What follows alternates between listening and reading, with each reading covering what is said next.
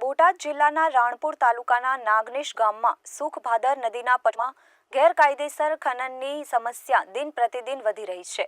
વહીવટી તંત્રની આંખ આડા કાન કરવાની નીતિથી નદી મૃતપાય અવસ્થામાં પહોંચી ગઈ છે। ગુજરાત કોંગ્રેસ પ્રમુખ અને સાંસદ શક્તિસિંહ ગોહિલે પણ આ મામલે સવાલ ઊભા કર્યા છે અને ઉદ્યોગ અને ખનન વિભાગના સચિવને પત્ર લખી યોગ્ય કાર્યવાહી કરવા માંગ કરી છે। શક્તિસિંહ ગોહિલે પત્રમાં કહ્યું છે કે ખનન વિભાગ દ્વારા કેટલાક ગ્રામજનોને રેતી ઉપાડવા માટે મંજૂરી આપેલી હતી, પરંતુ અપાયેલ મંજૂરીથી સદંતર વિપરીત રીતે મોટા પાયે માફિયા કોન્ટ્રાક્ટરો રેતી લઈ જાય છે અને હવે તેઓ નદીના પટમાં 15 ફૂટ ઊંડા ખાડા ખોદીને ખુલ્લી જમીનમાંથી અને નદીના કિનારા ઉપરથી માટી, પથ્થર અને રેતી લઈ ખુલ્લા બજારમાં વેચી રહ્યા છે।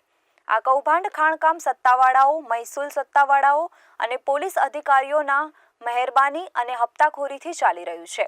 નદીના પટમાં ખોદકામના કારણે ભવિષ્યમાં પાણી સંગ્રહની મોટી સમસ્યા ઊભી થશે અને ગરીબ ખેડૂત ભોગ બનશે।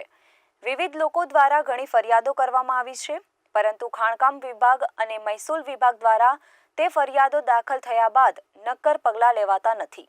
ઉલટાનું ફરિયાદીના નામ જાહેર કરીને માફિયા ખનીજ ચોરોને જણાવાય છે, જેથી આ માફિયાઓ ફરિયાદીઓને ધમકાવે છે।